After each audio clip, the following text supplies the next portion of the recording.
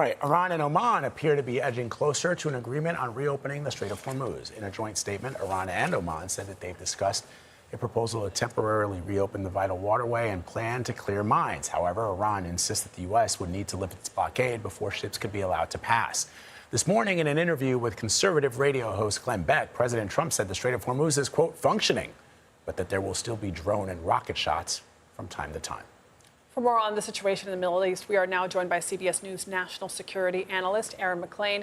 He is also the host of the School of War podcast. Aaron, thank you so much for joining us. So it's been one day since the U.S. announced fresh economic sanctions on Iran. Any sign that they're having an impact?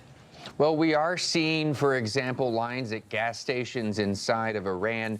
And the Iranian economy was already not in great shape at the start of this war back in February of this year. But the thing about economic warfare is that it takes some time. This is not going to be a day and weeks kind of situation. This will extend. And really the play here for the Trump administration is to see if they can elevate the status of those within the Iranian regime who would like to see a negotiated solution, as opposed to the IRGC, the Revolutionary Guard Corps clique that appears to actually be in control of the country right now and who do not want a negotiated solution. They want America out of the region completely.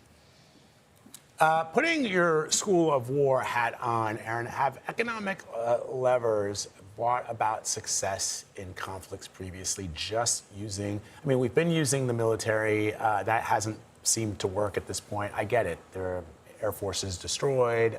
Their nuclear ambitions are perhaps decimated or at least set back for some time. Now we're going the economic route.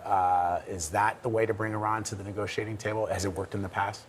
Well, Vlad, I can cite some historical examples for you, but I'm not sure that these are the examples I would be reaching for if I were a Trump administration official. So you can go back to the First World War, where an Allied blockade of the Kaiser's Germany absolutely contributed to Germany's defeat in that war. And go back to the Civil War and the Anaconda Plan and Abraham Lincoln's effort to destroy the South's economy as a part of the Union war effort. These economic campaigns absolutely contributed to victory in both cases. But as you know, we're talking about in both cases, actually, wars that lasted about 4 years and that had other components, conventional military components as well. So economic warfare can achieve effects on your adversaries, but it is not a fast affair.